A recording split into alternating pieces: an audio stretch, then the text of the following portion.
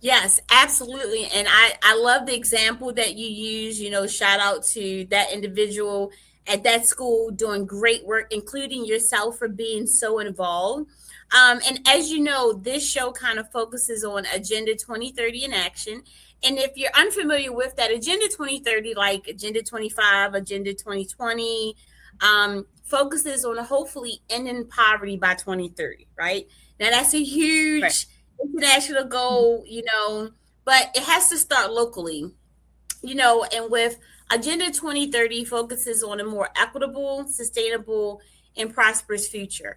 One of the 17 SDGs, Sustainable Development Goals, and one of them you fall dead smack in the middle of, and that is SDG for quality education.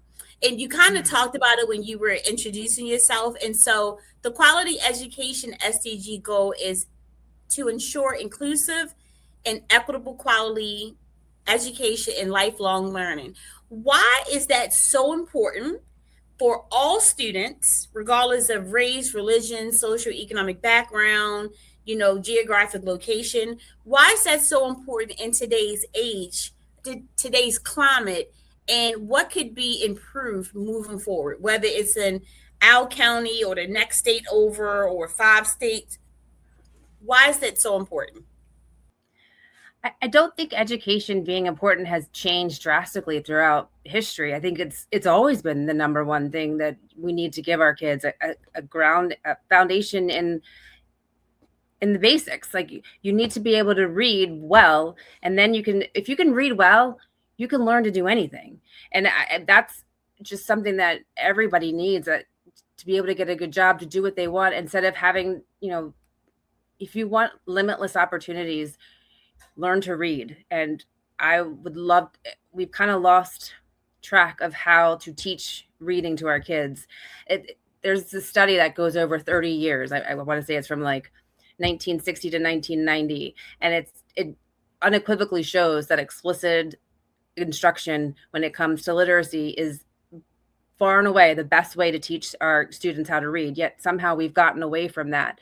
And from the last 50, 40, no, 20, 30 years, we've tried every other avenue, and it doesn't, every big ed tech firm and has tried to sell us another way of this is the best way, and this is, and yes, you can add certain nuances to it, but the main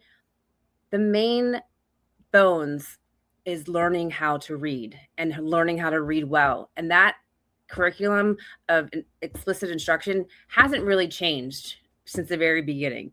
And I every education's core needs to start there. If we start there, our kids can go anywhere.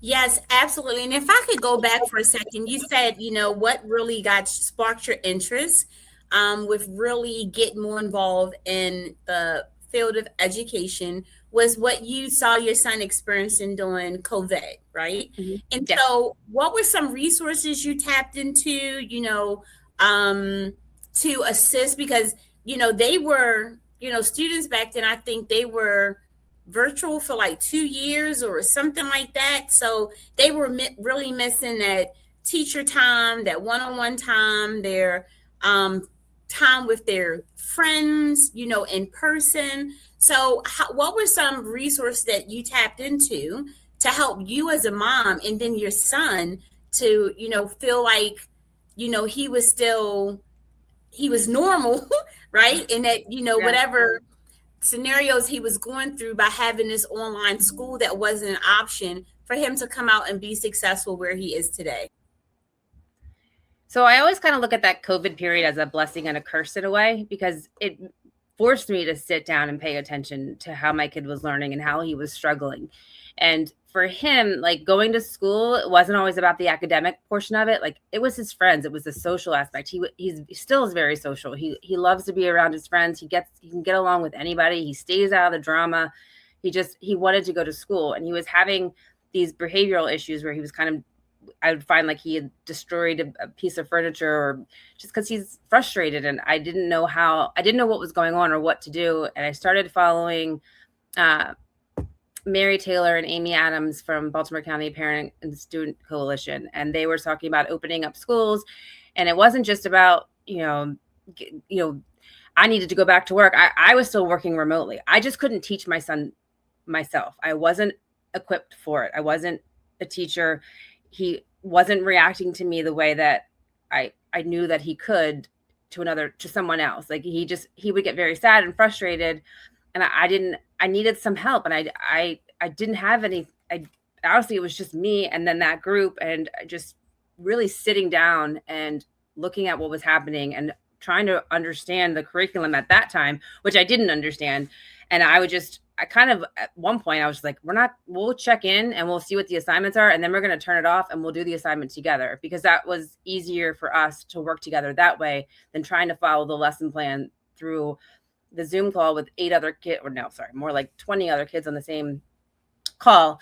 It was, it just I understand that being online works for some people and it's a great resource, but it just wasn't a good one for us, and it wasn't a good one for a lot of people. And we've now are still kind of seeing the after effects of that, where a lot of digital curriculum is out there and our kids are on devices all the time at home. Because my kid was just asking me, where's my iPad, and I hide them because I'm like, we're not doing this. You do something else, go outside, although it's raining. So it's just it becomes this, like, it becomes a babysitter. It becomes a substitute parent. I'm not trying to say it becomes a substitute teacher. It's not. It can never replace a parent, a babysitter, or a teacher, a human being. The computer cannot replace a human being, but we have to stop relying on it so much to fill in where we're missing. Yes, absolutely. And I agree. And so how are your children, specifically, and I'm just referencing because you answered it, you led to it in your opening. How is your son doing today, and what grade is he in, and how are your other children doing with this post-COVID educational venture? So have things improved? Are they easier? Are there, obviously there are still some barriers for everybody, Right. even prior to COVID. So how are things going right now? I mean, right now things are great. My oldest is going into 8th grade. He's got a great school, a great principal, a great program going on there. He's, really come out of his shell. He's been on an IEP since he was in the 2nd grade, and he had he basically had special education services where he'd be in small groups pulled out of the classroom.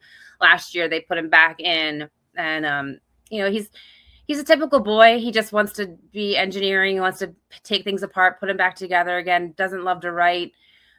Smarter in math, but he's doing, from where we were, in 7 years ago to now. It's like a totally different kid. He's completely come out of his shell. Although that has to do with maturity too. But then the other 2 were in daycare at the time, or pre-K, and they kind of went through this. They actually got to go to school, or their school was open while George's school was closed and doing school from home. Like, they got to go, they had to wear the mask, everything.